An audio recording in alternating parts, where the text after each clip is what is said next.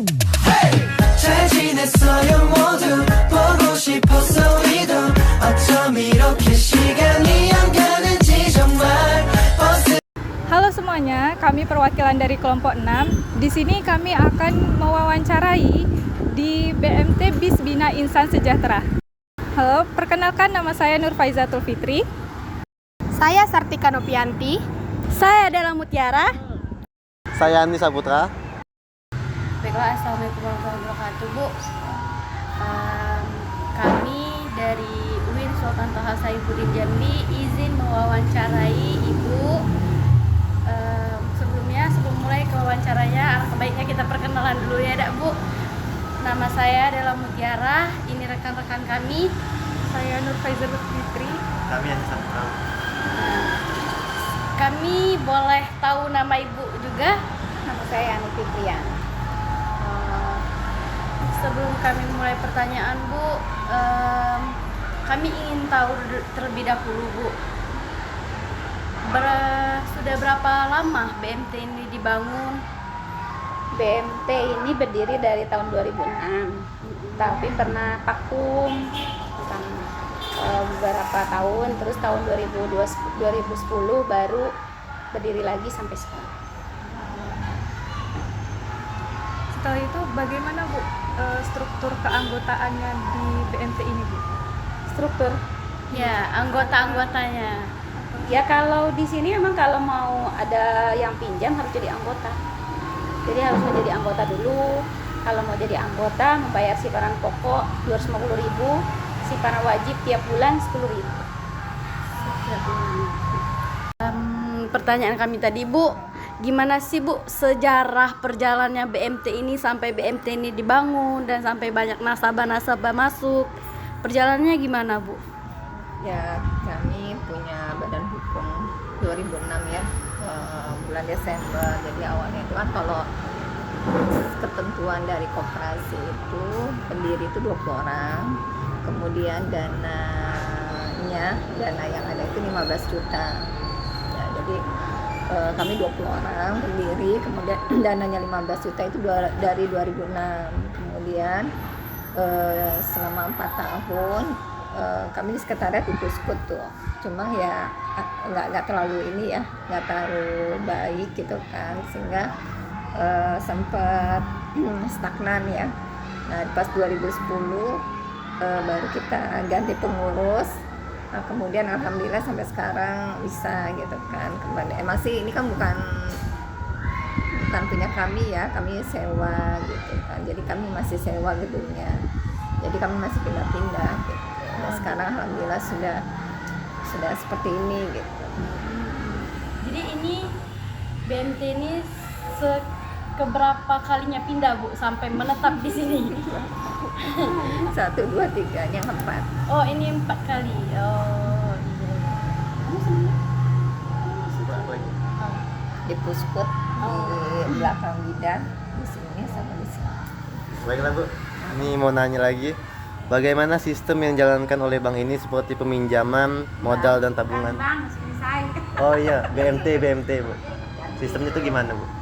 Sistemnya kita tuh hanya 3 BMT ini berdiri ya, karena kan kalau dari dinas koperasi itu kita harus hanya punya 1 unit usaha. Nah jadi kami emang hanya simpan pinjam. Nah dari simpan pinjam, jadi karena kami koperasi, kami hanya melayani anggota ya, jadi simpan pinjam anggota. Jadi kalau simpanan itu anggota itu ya ada simpanan pokok, simpanan wajib gitu ya, kemudian simpanan sukarela.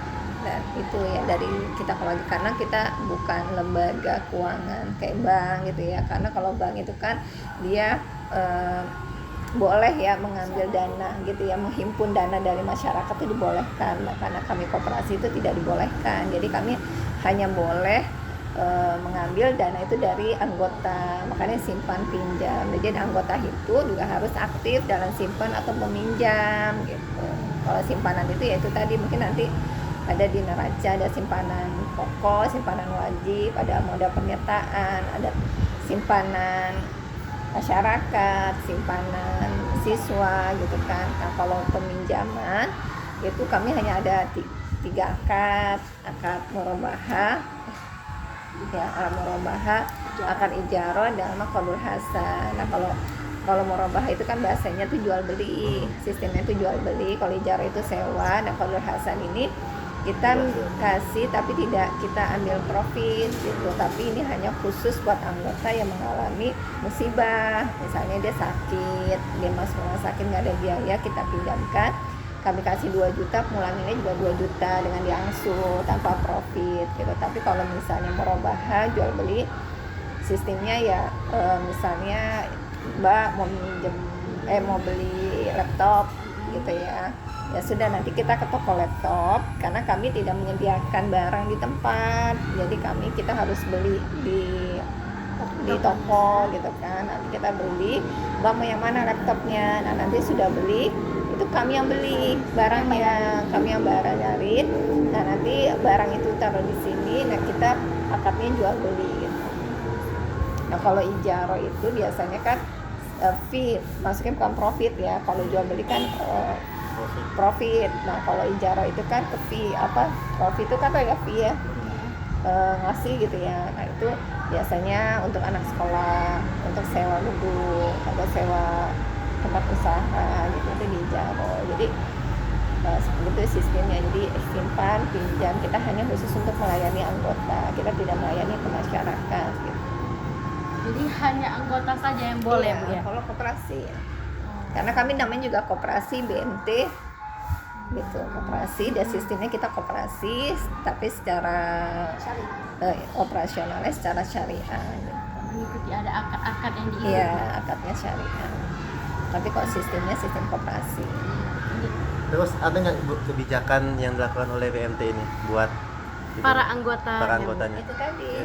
Pertama dia harus simpanan pokok, membayar simpanan pokok 250.000, kemudian wajib membayar simpanan wajib 10.000 sebulan, kemudian datang rapat anggota tahunan, setiap tahun itu harus datang gitu. Kemudian kalau dia meminjam, dia harus tertib, amanah gitu loh dalam hal meminjam, karena kalau ini tidak dipenuhi, tidak dilakukan, maka kami akan keluarkan gitu, seperti itu. Itu kalau ibu kan itu ada pengeluaran kan Bu anggota. Jika sudah ada, misalnya dia sudah punya simpanan, jika ibu mengeluarkan anggota itu apa simpanannya dikeluarkan juga? Oh. Karena hak dia. Pokoknya kalau dia tidak tertib, kita keluarkan semuanya, uangnya kita kasih. Oke Bu, pertanyaan terakhir Bu ya. Pengalaman tersulit yang Ibu alamin selama bekerja di BMT ini? Ya nagih nasabah. Nagih anggota yang macet, angsurannya yang tertunggak, itu aja sih. Oh yang lainnya enjoy lah kita. Bermacam-macam Iya. orang enggak Bu ya? Itu aja sih. Ya karena kita sistem syariat ya, artinya kita tidak boleh menzolimi juga kan, yang namanya orang usaha kadang memang ada bangkrutnya atau ada usahanya yang tidak berhasil, itu juga kita harus pahami ya, tapi memang kewajiban dia harus juga dilaksanakan gitu. Kami kalau misalnya dia nunggak, minimal pokoknya itu balik, nggak harus profitnya gitu. Nggak ada denda, nggak ada ikop lah, saya nggak ada hukuman gitu. Tapi memang dia tidak bisa lagi untuk pinjam lagi di kantor kami. Konsekuensinya. Itu Bu kan kalau secara jam operasi Ibu menangani anggota Ibu itu bagaimana Bu jam operasinya? Jam kerja jam 8 sampai kalau Senin sampai Kamis jam 8 sampai jam 2, Jumat jam 8 sampai jam 11, Sabtu jam 8 sampai jam 12 jam operasi. Kalau di luar itu, kalau misalnya nasabah pengen ketemu ya kami tidak layani gitu. Kalau cuma mau transfer bayar angsuran nggak apa-apa, tapi besoknya baru kita catat karena kan itu udah di luar jam kerja. Langsung datang atau via WA dulu? Enggak, kalau mau beliaunya mau bayar sih langsung ke sini karena jam segitu ya memang kami buka. Karena kita kan anggota ya. Kalau anggota kan sudah kita kenal. Tidak menentukan jam ketemu dulu Bu ya, langsung Enggak. datang. Pokoknya jam kerja BMT. Kalau ke yang kayak ini mahasiswa-mahasiswa yang mau kesini janjian karena memang kan kita yang mungkin sibuk ya Mbak, ada lagi angkatnya kayak gitu kan. Kemarin juga beliaunya kan nggak ada lagi ke Pekanbaru gitu. Ada lagi? Mungkin sekian pertanyaan dari kami, Bu. Jika kami salah, kami mohon maaf. Lebihnya kami minta ridho dari Ibu. Mungkin sekian dari wawancara kami. Wassalamualaikum warahmatullahi wabarakatuh. 지냈어요 모두 보고 싶었어 우리도 어쩜 이렇게 시간